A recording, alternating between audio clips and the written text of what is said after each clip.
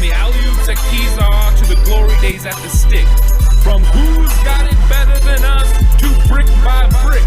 It's always the 49ers way, from off-season to game day. Yeah, we talk back. It's the 49ers Cutback.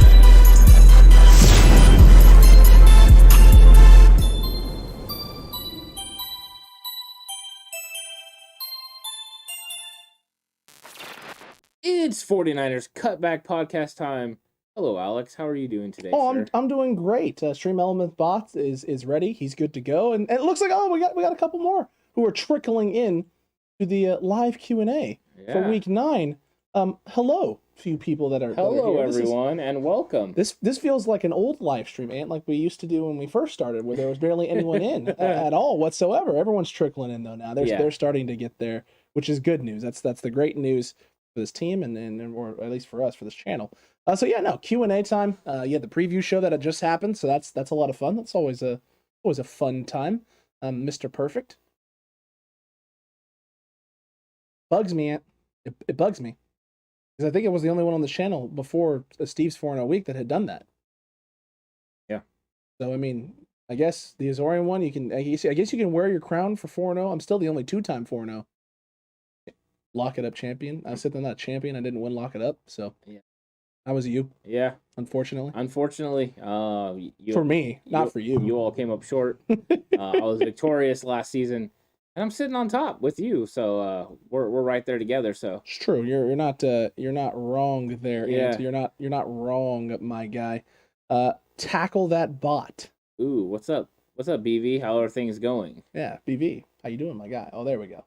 There we go. Now the overlay's kicking in. It's doing what it's supposed to do, and I love it. I love it when it's doing that. But BB, how you doing, my guy? Hopefully you're doing well. Hopefully everything's going smoothly for you.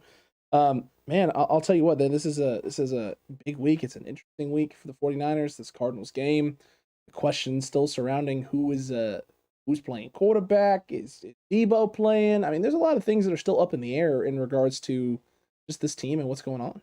Yeah, there is. I mean, there's a lot of things that are going on. It seems like that is the constant thing with the 49ers is, who's going to be on the field on Sundays, we never know. I don't remember growing up and never knowing who was going to be on the field, right? It seemed like every single week the best players always strapped up. Now, I know that that's not the way it actually was, just that's how it felt. You know what I mean? I remember turning on the TV and just knowing Roger Craig is going to play, Jerry Rice is going to play, and I know those guys did. But it just seems like injuries are more prevalent now than ever before. It's definitely a different age. But yeah, I kind of miss the days of knowing that every single week those guys were going to strap it up and they're going to be playing. I like those days. I miss it. Yes, Ant. Yes, I miss those days too. I miss the old school grind out, knock down, almost mean, vicious, just hard-nosed football. Hard-nosed football was a lot of fun. Yeah, it was. Hard-nosed football is what I'm about. I'm about that life. That's why I like hitting them with the gap scheme. I'm looking forward to all that and seeing how they are able to handle Arizona's quick linebacker group, because Isaiah Simmons and Zaven Collins present some issues, with the outside zone. But if you can get them to overcommit and go to try to play that outside zone, you can hit them back with the gap scheme and the counter plays. So I'm curious how the 49ers attack them, or if they just go right at them, because Isaiah Simmons is looking like he's not somebody that's very good at the physical point of attack. We do remember the play where Trey Lance ran into Isaiah Simmons and another guy, and if it would have just been Isaiah Simmons, Trey Lance would have ran him over into the end zone. So that is a weakness of his, is the physicality. As far as speed goes and awareness, he's one of the best. He's really good outside linebacker. That's the role they've been playing him in now. He started the season inside, but lately he's been playing outside with the emergence of Zaven Collins. So I'm curious how they play the 49ers, if they try to go with a heavy nickel again, or if the 49ers, present too many issues now with George Kittle being back, Charlie Warner blocking the way he did against Chicago, and then the 49ers using Kyle Juszczyk kind of as a battering ram to help Charlie Warner be able to execute those blocks. Let's see how Arizona is able to deal without J.J. Watt. Yes, that's extremely important, and without J.J. Watt, a lot of things are going to change.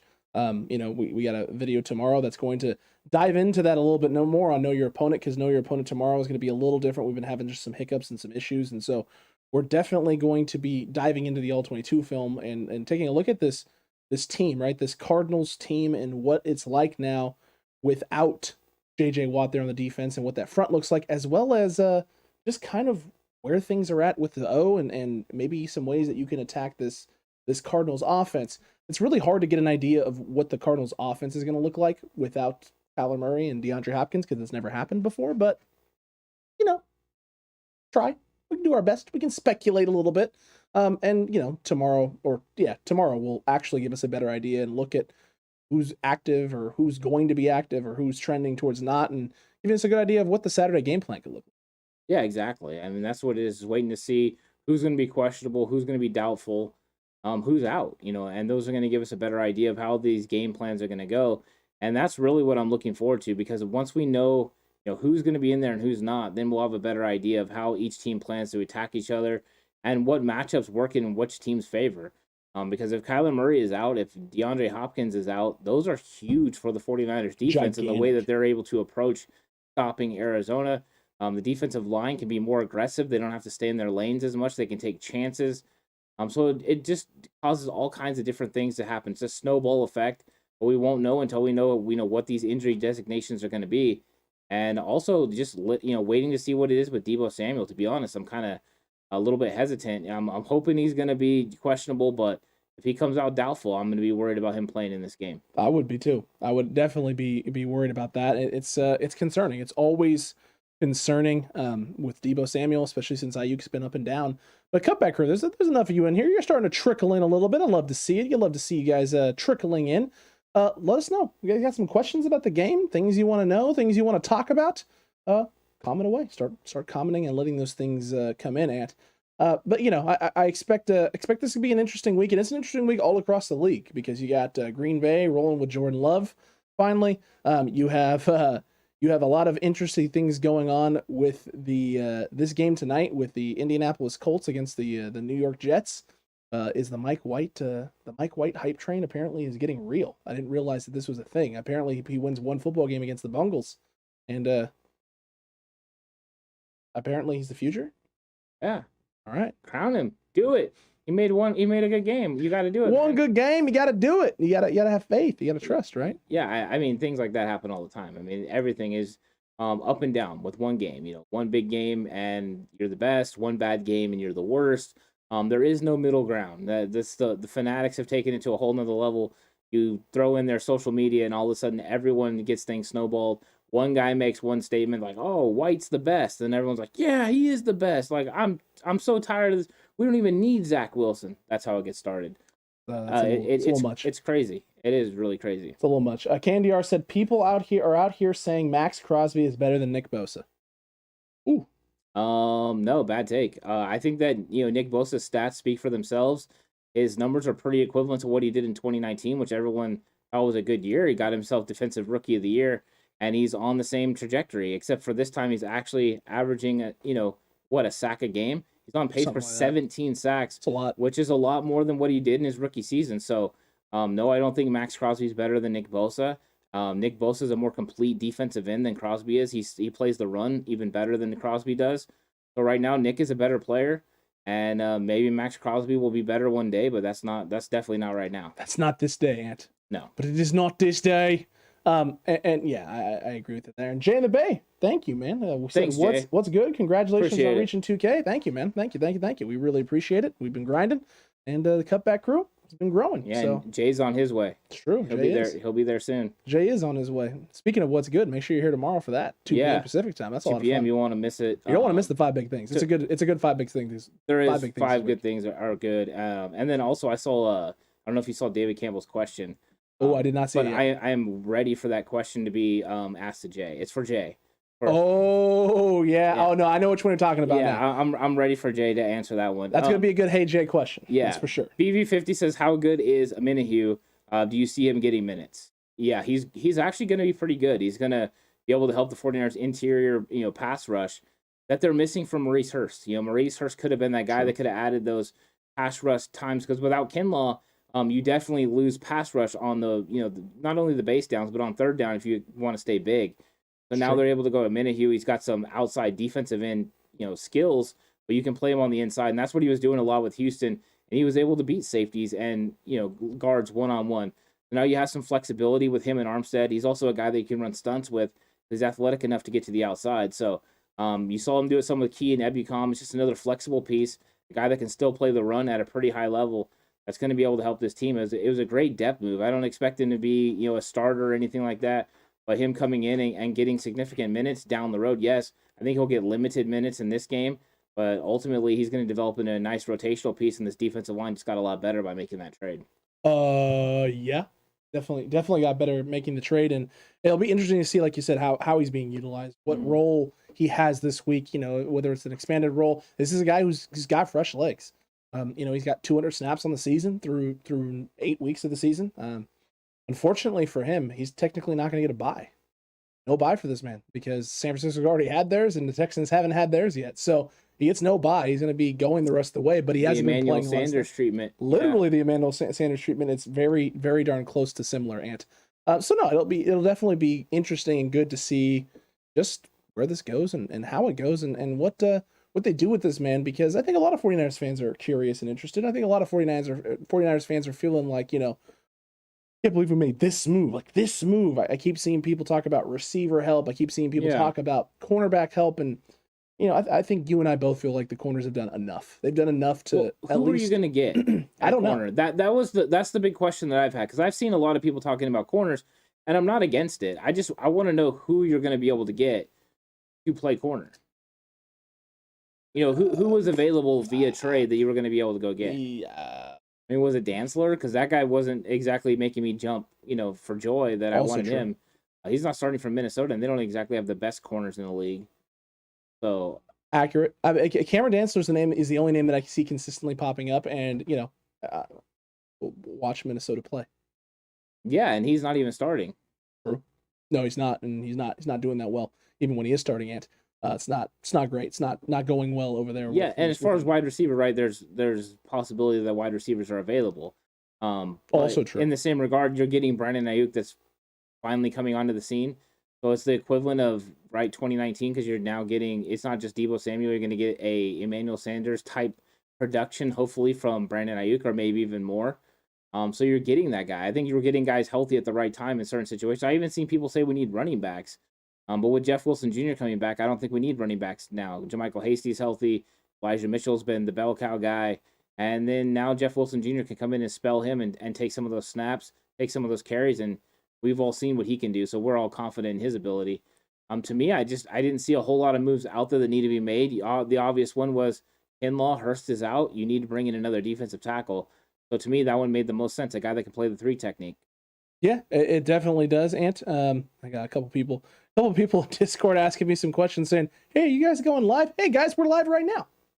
We're live right now. Yeah. We're definitely live right now. Jay Ellie, though, LOL with those snap numbers. I don't think he needs a bye week. Jay Ellie's not wrong. Yeah, he's definitely rested. He's fresh. Fresh legs is fresh to death. Jay Ellie, fresh legs, not the Jameis Winston in college fresh legs, though. No, the crab legs. Not crab legs. not edible legs. We're talking running legs, big man legs, big body legs. Yeah, Djax is actually a free agent now, JLE. They waived him. The Los Angeles Rams waived him, so Djax is available. If they wanted to upgrade to Djax over Travis Benjamin, 100%, I don't think anyone would complain about that move. I know I would. Djax has got a lot of ability. He's able to stretch the field, and he's puts the fear of God into a safety. You think that safety is going to be able to handle a dig route over the middle or collapse on it, muddy up that middle where Jimmy Garoppolo wants to live? If Deshaun Jackson's running downfield, no. And then Jimmy Garoppolo's just got to have the confidence to chuck it up to him. Accurate. Deshaun Jackson's a game changer.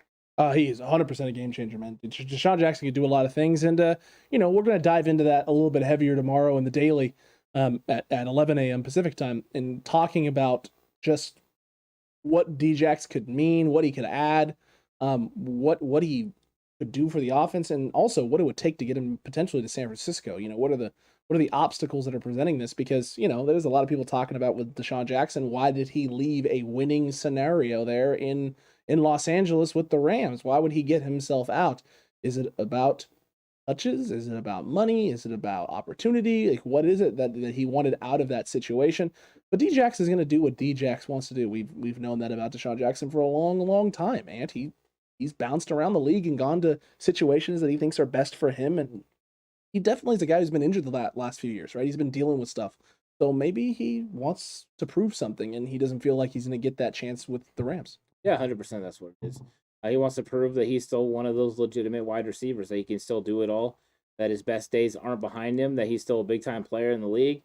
And, he's looking at his situation, and he's not one of those guys on the Rams. They got Cooper Kupp and Robert Woods, and they're not really going after him. So he's looking to move on, and now there's going to be a different situation. What I'm really hoping is that he doesn't end up in Seattle. I don't want him to end up in Seattle. He can end up a lot of different places, just not there. In fact, if it's not the 49ers, please go to an AFC team. Preferably. Yeah. Preferably. Yes. AFC, not NFC. Stay away from the NFC West, please. Pretty please, with sugar on top and ice cream in the middle. But yeah, I like that there, JLE. D-Jack's greater than OBJ. Maybe healthier than OBJ for sure. More impactful in the offense, possibly. OBJ, though, is an interesting, just what has happened since the Giants and since the ankle injury with the Giants and the steady decline for that man. I mean, since the boat. I mean, that's really where it all went down. True. When you wear those boots with those those shorts on a boat, whatever happens to you happens to you. Okay, that was the downfall of his career, and ever since then, his numbers have went down. He hasn't even had a playoff catch out. So I'm supposed to believe that OBJ is some sort of big time player because he made one catch and then made a terrible wardrobe choice. No, he looked like he was straight out of a Jay-Z 90s video in that picture too.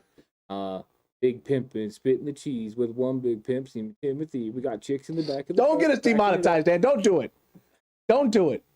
They've been coming after the channel hard with the music, man. Good. They can come after us with this one too. Bring the smoke, YouTube. Might as well call me Jay-Z. Might as well. That was a pretty incredible Lonely Island time. Oh man, Scott Hill, thank you for updating the membership, by the way. Yeah, thank you, Scott Hill. Appreciate it. We definitely do. What is up, David Campbell?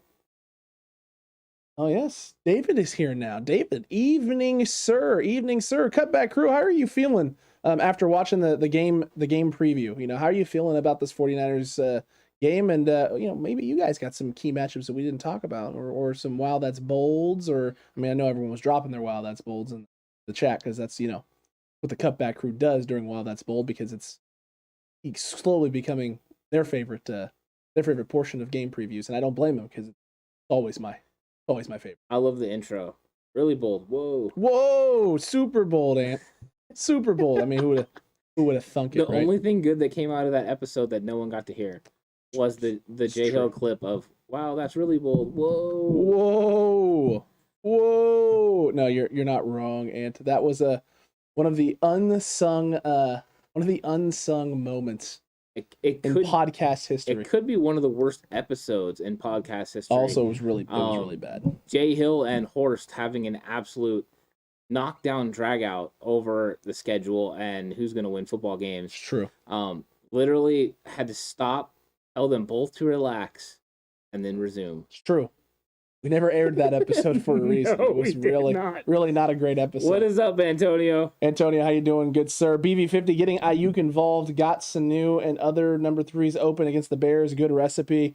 It is. It's definitely a great recipe, but it comes down to Brandon Ayuk, right? Brandon Ayuk is the one that has to start winning and earning the trust back of this locker room with everything that's been coming out from the GPS conundrum and everything that happened with the tracking and Brandon not running full speed and everyone knowing that Brandon's not running full speed, from the coaches to the players, to the defenders, to the quarterback, to then turn around, right? And, him basically being on top of the doghouse and definitely not being at the table with everyone else and being treated like a grown adult because he wasn't being a professional, and everyone holding him to the same standard that they hold themselves and each other.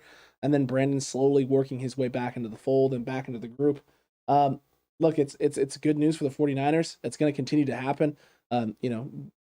Tomorrow's episode, we dive into this definitely deeper as well in the daily, and talking about the comments from Jimmy Garoppolo today about what's going on with Brandon and where he's at. And, maybe there's diamond football hands coming for Brandon Ayuk, and maybe anyone that drafted him in the 6th round of fantasy football is going to start feeling really better here about the second half of the season for fantasy. The only bad news is in that one league, I'm still over. So, at this point, it's a loss, but hey, maybe if Brandon Ayuk has this incredible second half of the season and he's the guy that we all think he's going to be going forward, I get a steal in the 6th round next year.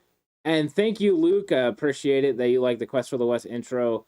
I really do appreciate that. Put some time and effort into that, so it's always nice when you hear that someone likes it. So big ups to you, Luke. Whether it's the Red Sea rising up, the Ramley, 12 get loud. That's what he's talking. That's what he's talking about there. Yeah. It Home is. of the faithful. T.O. says, who's more likely to get doubled, Kittle or Debo? Debo.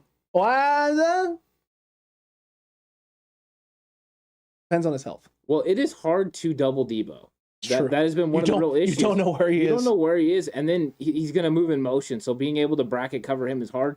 They have found situations they've been doing it over the last couple of weeks. True. If he lines up in the slot, they usually use a safety and then the nickel corner to kind of bracket him. I would say he's more likely, and them try to do something with Budda Baker on George Kittle as he's getting healthy. But we saw against Detroit that they bracketed Brandon Ayuk and George Kittle, so maybe they'll try to go after Debo and George Kittle, possibly, and make Brandon Ayuk win one-on-one, which he proved he could do in this game. Brandon's gonna have to prove it for a couple weeks, but it could be a reason why I think Brandon Ayuk's gonna have a big game. I agree with you there, man. Yeah. I think that's something that people need to be keeping in mind and keeping an eye on, because I do think this is going to continue to happen for Brandon Ayuk. We're going to continue to see good things for him and good things from him. Shanahan most likely got locker room cred with his handling of Ayuk. I can tell you what, the vets in that locker room didn't hate it. Yeah. They didn't hate it. They appreciate it. And you know what? It sets the precedent, right, for the rest of your rookies and everyone else coming into this organization and this team, and what that ended up causing. It's funny, right? As soon as Antonio Brown got out of Pittsburgh the next season, Pittsburgh stabilized in terms of its locker room and its interior, and it took them, moving off of the guy in order to accomplish that and make it happen. And then everything that happened in Vegas with him afterwards, he needed a little bit of a reality check, and Tom was able to kind of give him that and give him that stability. Was it him, or was it the organizations he was a part of? It's not like both of them have been tremendously successful without him. Well, yeah, and look what just happened, right? The unfortunate thing that happened with Henry Ruggs this week and what's been going on in the culture there. I mean, maybe it is a organizational top-down thing that's going on there. And I think to be honest, I'm not going to blast the Raiders for that. I mean, that's just a young guy making a mistake. And it's a mistake that ruins multiple families. Well, it ruins multiple families, and this is still that's the unfortunate thing about the Henry Ruggs thing, right? Is how young he is, the future that he has, and the mistake that he made. It's terrible in all ways and shapes and forms, because all the potential that there is for this guy, not only as a football player but as a person, all of it's going to get stunted, and he has a lot of atoning that he has to do now for the mistake that he made. It's a terrible situation for everyone involved, for him, his family, and obviously the young woman who died in the accident. Man, that's just brings everything back into perspective, right? Football and the things that football brings at the end of the day, ain't nothing more important than life, right? And being able to live your life and do things the right way, and making better choices and making better decisions. Oh, 100%. Yeah, definitely. And then let's see. Antonio says a big comeback game for Kittle would be awesome and good for my fantasy team. It would be good for a lot of people's fantasy teams, including mine. Yeah. So let's see what they do. Let's see if they use Budda Baker, or if they want to go with a linebacker. They do have Isaiah Simmons, who could probably stick with Kittle at points, but I remember last year Isaiah Simmons getting absolutely smoked by running backs. So there are some weaknesses there, and George Kittle is too strong for Isaiah Simmons. Yeah. So if you're gonna put Isaiah Simmons on him, same with Budda Baker. He's too big for them. He can throw them around. So if it's in the run game and they try to go man up, he's going to dominate. And there's going to be situations where he's going to get to the top of the stem of his route. They're going to be there, and he's going to be able to muscle them and push them away and get a little bit of separation.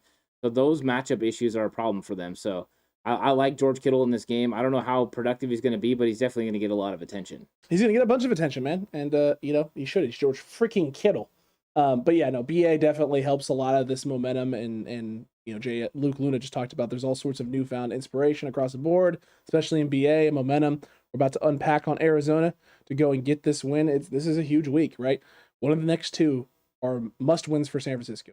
Gotta win one of the next two. Just get it done now. Get it done now, because if you get it done right now at this moment, then you're in business, right? You're in business next week, because next week now is just a bonus. If you win again next week, you're one game ahead of where you thought you would be against after this Rams matchup, because the Rams are hot. They're red hot right now. They're playing well. They're moving the football well. Defense is going, and you just made the big trade. So that whole room is feeling like, right, everyone, we all believe in each other. We just added Von Miller. They feel invincible. So they're going to take it out on their opponent this week, and they should. Tennessee is definitely dinged up and having some problems and some issues and a little bit of an identity crisis with potentially no Tannehill and definitely no Derrick Henry. So, yeah, 49ers are getting prepared. Take care of business right now against the Cardinals. Get yourself mentally prepped.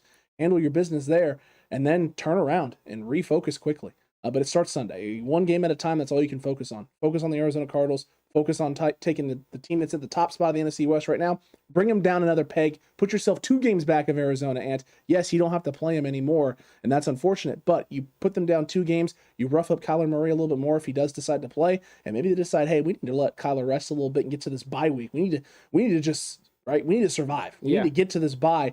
And maybe they drop a couple more and close that gap for you themselves. It's so important for the 49ers to just win football games. You know what I mean? And they need to get on a roll. They need to win 2 in a row. They had the unfortunate streak where they lost 4.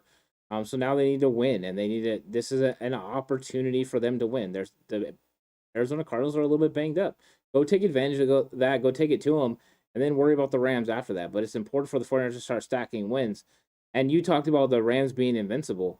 There's nothing more that proves that that you're not invincible is than a loss to a division rival. True. And that could happen in a big way if the 49ers get there and win. And that's the thing, building confidence in each other. The 49ers believe they get that swag back. All of a sudden you beat the Rams, and then everything changes. The season outlook changes completely. And so it's a big couple weeks coming up, and it starts with a win against Arizona. You have to get that done first before you can ever think about beating the Rams and getting to 5-4. You're not wrong, Ant. You're definitely not wrong. TO85 tosses guys like infants. That's the truth. I mean, he really does. He throws people around like they're rag dolls. It's glorious. BV, you were right, though. The NFL they have that free ride program for intoxicated players, so everything about it is just tragic. It truly is. It's a terrible situation. But it's a thing that a lot of players can learn from, and hopefully that's what happens, right? Players learn from this. You don't have something like this ever happen again. It's hard to control that because it's individuals making decisions, but you can hope that one moment can change things forever and change the way people view certain decisions that they make and make better decisions for the future. That's all you can do. Yeah, you're right. That's all you can do. David Campbell says, if Murray plays, do you think they blitz more early on to test his ankle? It's possible. I think it all depends on you. You're going to want to see how he moves, right? There's going to be read option opportunities and stuff like that. If he's not willing to pull, it changes the game for sure. But I think at first you play it normal. You play it natural because he does win against blitzes. But you got to keep this guy in the pocket. You got to make him, move backwards in the pocket and then make plays. And if you do, we saw opportunities in the last game where the 49ers sacked him, and then all of a sudden it was second and 20. They were able just to play in front of the sticks for 2 straight downs and get off the field. Those are situations you could take advantage of. And he did look a lot, less mobile against Green Bay. When we were watching the Green Bay versus Cardinals all 22, Kyler Murray at times looks like he's almost stationary. And there's actually times where he gets sacked where he looks less mobile than Jimmy Garoppolo. And that's saying something. It does. Kyler's definitely laboring a little bit, and that could play a big role. Whether or not that means the 49ers will send pressure early, I'm not sure. But you made the move for this guy, Menahu, I'm assuming for some pass rush down situations and as well as some other things that they could potentially do with him on the interior or moving on the outside at times. So we'll see. We'll see what this NASCAR, what this new super fast package looks like and what they're going to do with it with no Kinlaw out there. And whether or not we see Armstead on the interior a little bit more throughout the game, or whether they keep him on the outside in base downs and then move him on the inside in more second down situations and get him on the interior. He's been playing well, whether it's inside or out. So it really just depends. We'll see, though. There's a lot of different ways they can go about this. I wouldn't be shocked, though, if they want to do that. They try and put that pressure. Luke said, who else is inspired by Mike White and his first NFL start and a win over the Bengals? I wasn't inspired. That's a young football team in the Bengals who's trying to figure out how to win in the NFL consistently. They've lost a lot of games this year by shooting themselves in their foot. They did the same thing last year. Missed field goals, mistakes late, things of that nature. Joe Burrow threw one away in overtime, threw a pick that should have been the end of it. I mean, Crosby ends up making the field goal like 2 or 3 attempts later, but it should have been the end of it anyway. The Bengals have done this. And a starting corner for them, Ant, is Eli Apple. I didn't realize that. I didn't realize he was starting over there for him. That's a big question mark. People have been talking about, their secondary's been great this year. Eli Apple is not a great player. So he's been playing good early. That's great. It's going to fall apart at some point, and that defense will fall apart with it, I think. Could be. I'm curious to see how White does in his next matchup and, see how he does tonight. And then then we'll talk. And we'll have some conversations. T.O. says, is Kinlaw a bust? Too early? Way too early. Super early. Eric Armstead, it took him, 3 years to get it figured out? I mean, it's so early. It's so early in someone's career to look at, production or what they have or have not been able to do and be like, yeah, this guy is that or isn't that. I mean, Marshawn Lynch, don't forget this. People forget this all the time. This is my favorite one to bring up. A lot of people looked at Marshawn Lynch and considered him a bust with what happened early on in his career in Buffalo. He wasn't the guy that everyone thought he was early. He wasn't playing in a scheme that fit and played to his strengths. He was in a place that was extremely cold weather as well. It doesn't necessarily help things at all. And it was not a great situation and not a good football team there with the Bills. As soon as he gets to Seattle, as soon as he gets there, everything changes. It's a complete 180, and Marshawn Lynch is that dude. And he was a terror. And you hated playing against him. You hate seeing him, right? Marshawn Lynch goes from early on in Buffalo being a guy that playing good, but wasn't playing consistent, wasn't playing great, and definitely wasn't the guy that we saw at Cal, right? And everyone being like, that dude just doesn't. And the Bills willing to move off of him. Yeah. And Seattle, it goes from that to how do you not handle the ball at the 1 yard line against the Patriots in the Super Bowl? That's where his career trajectory turns. It turns completely. It's a complete 180. It's just too early. It's too early to know for sure one way or the other with Kinlaw. It's been an unfortunate start. The injuries last year, him having to play significantly more amount of snaps than you want him to have to play. The knee injury at the end of the year last year or towards the end of the year that lingers into the season, and now him being shut down. It's unfortunate, but all hope's not lost. I saw promise in Kinlaw in 2020. I saw things that I liked that I was ready for him to build on this year. And unfortunately, he hasn't been healthy enough. So next year's the year where we're going to decide. He's got to come in healthy, and he has to come in healthy. If he doesn't come in healthy, then you really do start circling the bust category. But hopefully he can come in healthy and be able to produce. And I think if he is healthy, he will produce for this team. He's too big, strong, and fast. He's figuring it out. So I think that Kinlaw next year will be the year that we prove it, and how he plays and what his production is next year will ultimately decide if he's a buster. Joe Garage, Freiermuth or Morale Cox tonight in PPRs. Go with Freiermuth. He's got a better matchup against the linebackers. The Jets' linebacking core is pretty fantastic, whether that's Mosley or the other guys they have in space. They have some good guys. And, I would just say that the matchups and the opportunities for Carson Wentz to take advantage of in the passing game are going to be on the outside, not so much the inside. I imagine what's his face? Gosh darn it. I'm always blanking on his name. He's on my fantasy team, and Pittman. Pittman is the guy who's more likely to have the big game tonight against the Jets than Mo Alley. Interesting. Yep. Fantasy talk. David Campbell says he needs to eat more squirrels. I don't know. I think I've seen Kinlaw have one too many squirrels in his mouth. I'm good. If I don't ever see another squirrel in Javon Kinlaw's mouth, and I'm not going to care too much. Yeah. Not going to lie. What's your opinion on Deshaun Jackson and OBJ? Tommy just getting here. We talked about this a little bit earlier. And Tommy, you should definitely hit that subscribe button if you want to see us dive deep, like super deep, into this a little bit tomorrow in our daily video at 11 a.m. But essentially, the both of us feel like, right, both of them could add something to this team. Deshaun Jackson, definitely the vertical presence over the top. And Odell Beckham, a guy that Kyle Shanahan has seemingly wanted in his system for a long time in terms of the route running and the different ways he can attack a defense and things of that nature. The real question is with OBJ, he still have it? Does he still have that route running ability? Is it consistent? I haven't watched enough All-22 film to tell you consistently whether or not OBJ wins on his routes and still has the speed and the things that make OBJ, what everyone views OBJ, the freak athleticism, the incredible hands, being able to go up and get stuff in space. He doesn't have to necessarily win on all of his routes all the time. He can put the one tweet from his father and be like, you know what, that's 100% act. He definitely doesn't have a reason to be biased at all whatsoever. Yeah, and Tommy said he's already hit that subscribe button. I love it, Tommy. Thank you. Boom, baby. The one thing I will say about OBJ and Deshaun Jackson is they're interesting. I don't know if OBJ is going to clear waivers. I have seen that Seattle has enough money they'd be able to claim him off waivers. True. So let's see how that all plays out. And I'm not even sure Cleveland is ultimately going to release him. I know that they're saying right now they're willing to keep him on the inactive list for the rest of the season. I don't know if that's true. Maybe they're playing hardball with him. But this is going to be an interesting prospect. The 49ers, I think, definitely would approve them X's and O's getting Deshaun Jackson or OBJ. Both of them make sense for the 49ers. But will they pull the trigger on it? You know what I mean? And will either one of them want to come to a situation with the 49ers right now, the way that we are currently constituted? Maybe if it happens after this week and the 49ers are sitting at 4-4, it could change their mind. we'll see. Who wants to be in California? Who wants to be playing for Kyle Shanahan? OBJ's expressed before that he wants to play for Kyle Shanahan with Jimmy Garoppolo. I don't know if that's the case still. If it is, then maybe that is a marriage that could happen, but we'll see. And then the wide receiver room gets shaken up a little bit. True, it really does. It would definitely change some things. Luke talked about the culture in the locker room, and maybe neither of them fit. That's definitely a concern that we have. These are guys who both have made a lot of decisions for themselves. It's been a lot about them and their things and their needs. So it's hard. The one thing we got going for us though is we got Mohamed Sanu in that locker. Correct. You do. Mohamed Sanu's in that room, and Deebo Samuel's taking a step forward as being a leader and captain of that wide receiver room.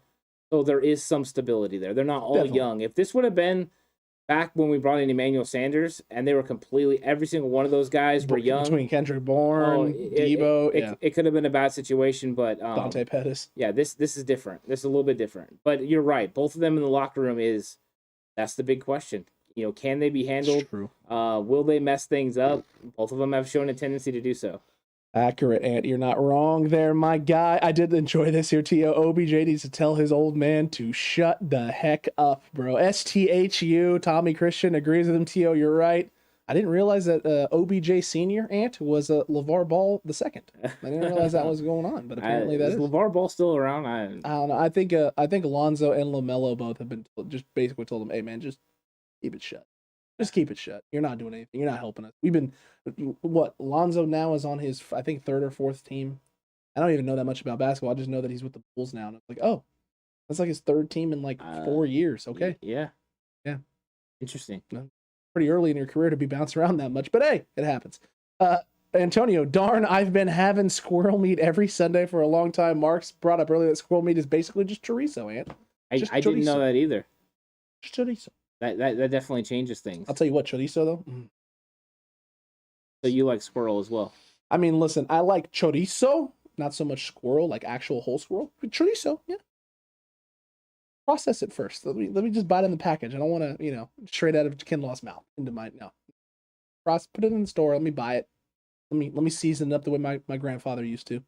Okay. Right. Heat up, make the tortillas by hand. Good stuff, man. Okay, it's good stuff.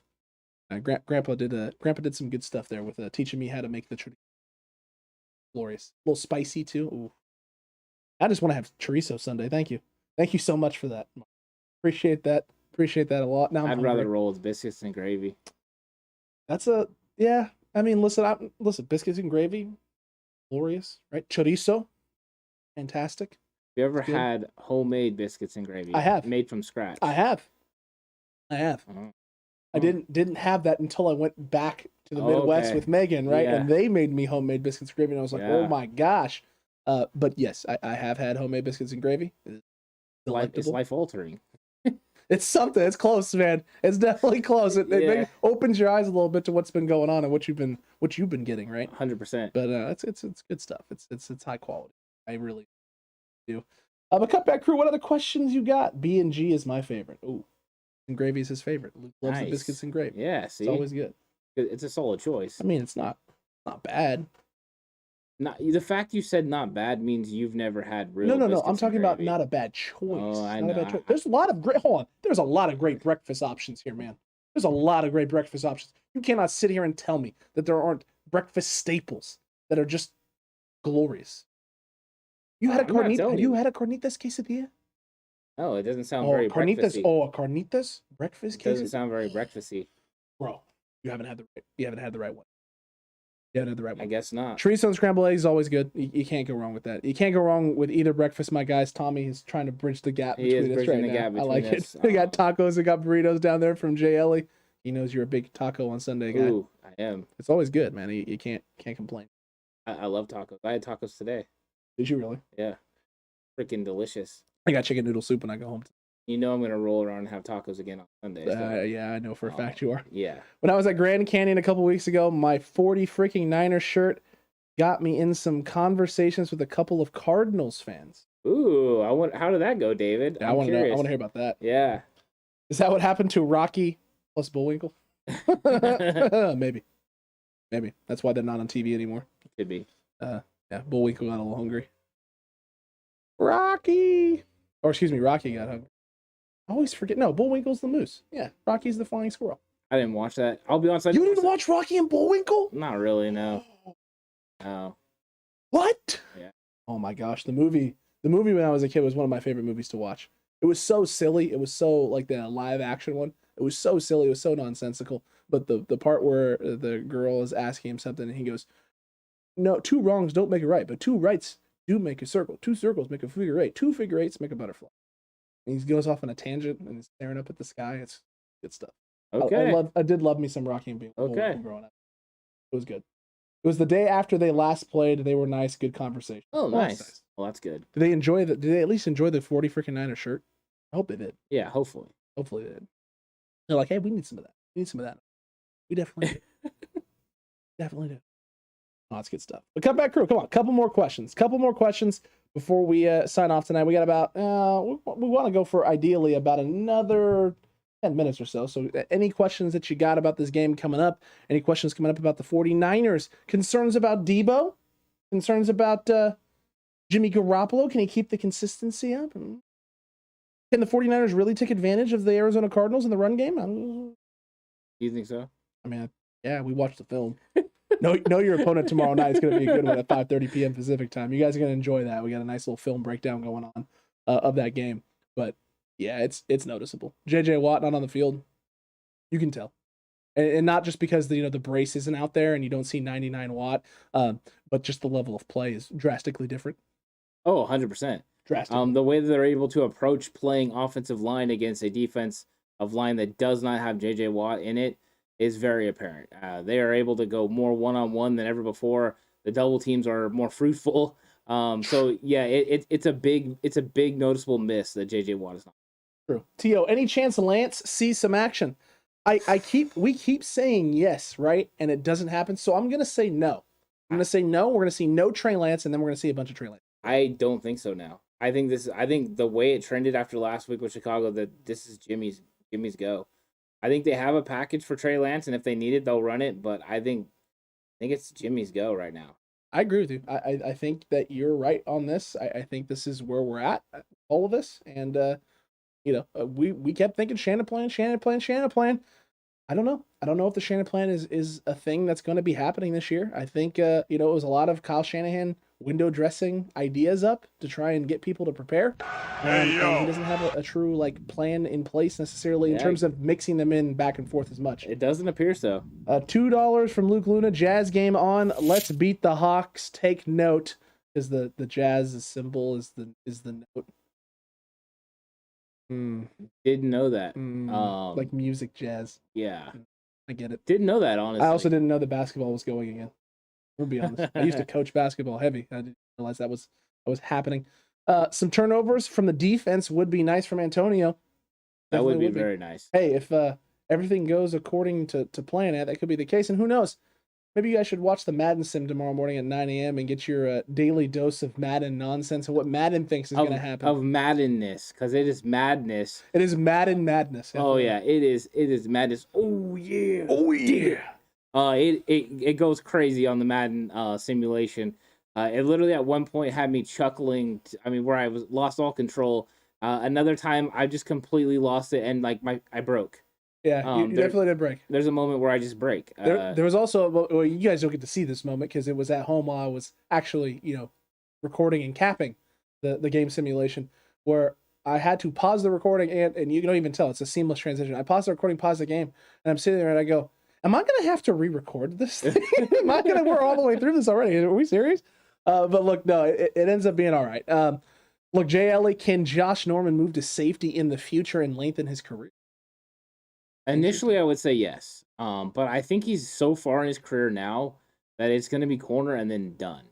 So I think he's got maybe 1-2 years left in his career. So I don't think he's going to play much after that. But his skill set and the way that he plays the run as far as physicality wise, it would lend myself to saying, yeah, he could play safety in the future. True. If he wanted to. I just don't know if people are actually going to want to move him there. And also, is he going to want to move there? I don't know if Josh Norman has that same type of, I don't want to say ego, but belief in himself as a corner. That I know, I see it. That was a good one. That's a really good one. I was gonna bring it up, but It's are you solid. Are you saying that about Jimmy G's Package. I mean, I've never seen their package. Their package. But yeah. Well, I mean, what are you talking about? I see the Jimmy G package every weekend on Sunday. Yeah. The Jimmy G playbook right now is a lot bigger than the Trey Lance playbook. I can tell you that. It definitely is. See, if that's what you're referring to as package, then yes. That was hilarious, by the way. Well done, Tio. Well played. You got him to break. That's impressive. There's only a handful of people that can do that consistently. Good stuff. Antonio Madden loves Lance. They do. JLE, those Madden Sims are one of a kind. They really, really, truly are. Especially after this week. Especially after this one. It is one of a kind, Ant. Alex was like, dude, you're not going to believe this. No, I literally said that before we recorded. Yeah. And I didn't spoil anything for him, but I was just like, you're not going to believe it. And then there's a point that I become Nostradamus. I forgot about that, bro. Yeah. Forgot about that. Wow. Good stuff. Tomorrow. It's a good one. It's funny. The Friday Frenzy is going to be off the hook tomorrow. You're not going to want to miss any of it. You're really not. Jalen Moore going to make some more catches in Madden. Mark. I have to be honest now, and I didn't tell you this because I wanted to save this for this if this ever come up, and I'm glad Mark just said this. This is perfect. I told you I had to rerun the sim twice. Yeah. I had to restart it twice. The first time, I forgot to take JJ Watt out of full packages. Right. Second time, I took JJ Watt out, and I didn't take him out of one package, one pass rush package, and so he was on the field, got a big sack, strip, fumble. But I let it run one more drive before I finished it. Jalen Moore catches a 35-yard touchdown in it. Ooh, okay, Madden. And I was like, I have to take that happened, and I was like, okay, I have to restart the sim. Also, I need to take Jalen Moore out of this package because it's just not happening. So I removed him out of the package. Smart. I took him out. Who is tied in two now after that play? Charlie Warner. Jalen Moore. 35-yard touchdown? When has Charlie Warner ever had a 35-yard touchdown? It hasn't happened yet. It hasn't happened yet. I'm going to be honest, I don't know if it will happen, Ant, but it is going to be interesting. You're not going to see any more Jalen Moore catches in Madden. I did take him out as a additional tight end. But yes, it was very interesting indeed. Oh, Mark, why? Give Jalen Moore number 14. Oh, the burn of burns. Ant, does that sting? Hey, you know what? Hey, you know what? Speaking of 14, tune into Madden tomorrow. Tune into Madden. I almost forgot that happened. That's where I break down and lose it. That's true. Well, it's just so funny because it makes no sense. It just doesn't make any sense. Yeah, Madden does its own thing sometimes. Write that down. Write it down. Oh man, goodness gracious. TCC, we hope you enjoyed this cutback crew. Yeah. We hope you enjoyed this nice little Q&A session. We had some fun here. Oh, Tommy coming in with the $2 super chat here at the end. I am Juice's number. Damn, I'm old. Ooh, happy birthday, happy Tommy. Belated. Yeah, happy belated. Wow, Tommy. fellow Scorpio, what's up? At least it is a Jalen that plays. Oh, David, that's a burn. It's a burn. But yeah, Tommy, happy belated birthday. I'm gonna go put my Jalen Hurd jersey on and go to fetal position. This is terrible. You're gonna be sitting there, literally just thinking about having the Hurd jersey on, right? Having old highlights of Jalen Hurd from the preseason and from this preseason, and literally just sitting there going, future. Well, I still believe in Jalen Hurd. If it doesn't go my way and Jalen Hurd doesn't play, I'm going to get a Ray Wershing nameplate and put it over the top of it. Yeah. This guy right here. Thinking ahead. Working smarter, not harder. And it's smarter, but I'm still holding out hope. Hey, Don't let me down, Jalen. Don't worry about it. I still got to figure out. I got to find old.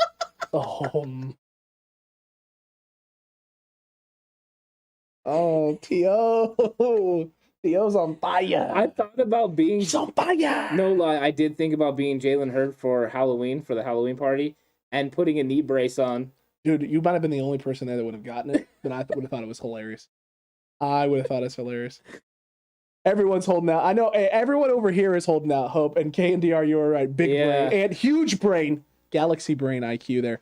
I gotta find some number plates and some name plates for my Ronnie Lott. I found at a place in a Mitchell and S Ronnie Lott jersey. It is in perfect condition, other than the numbers on the front and the nameplate on the back. So I just gotta find a Lott nameplate and some 42 for the front. You could probably get them made overseas. Probably I'm sure could. somebody does. Probably could. Yeah. There's probably even people that locally will make nameplates for you. Yeah. Definitely look into this.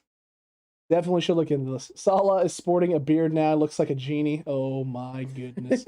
If anyone has heard you don't do anything, it's also true. Oh, that sounds like a good day. That's a wallflower type thing for me. Is. That's where I flourish. So. Funny, guess your wallflower and you flourish. Oh gosh. Oh man. We have good times over here, but it's good stuff. Cutback crew, though, look, we hope you enjoyed this. We hope we always enjoy this. Oh, yeah, whether it's definitely. the jokes, whether it's the good questions, whether it's just the nice, relaxed environment where we just get to talk to you and, we don't have to try and fill an episode with information and our opinions, and we just get to riff with you and have a good time. These are always a blast. We enjoy these, and we're glad you all tuned in. Yeah, definitely. I had a good time. The jokes were on point today. I enjoyed that part. It was exciting, and looking forward to the 49ers game on Sunday. And I'm sure everyone will be back for the reaction show so we can live stream on that, and hopefully we're celebrating a nice 49ers victory. I know we got the live stream of that. I'll also be over on the He's on Fire podcast later that night because they're having a night reaction afterwards, like way later. So we'll have some good times over there and see what happins. And hopefully it's me being able to sit there and be like, "What's up, boys? Yeah, how you doing? He's good. Yeah, you guys having fun? Having a good time? Crumbled cookies, huh?" The way the cookie's crumbling right now, San Francisco's got an opportunity, got a chance. Zing! When the Madden draft tomorrow from Caleb, it's looking like 7 p.m. Pacific time is what we're shooting for. But I'll keep you updated. Just stay tuned. There you go. Stay tuned on your Discord and all that. And as soon as I get everyone's picks in terms of what teams they want, we'll be able to get going. So that'll be fun tomorrow night. We'll see you for the Friday Frenzy Cutback crew and the faithful. And until that time, stay safe. Remember, the right way is always the 49ers way.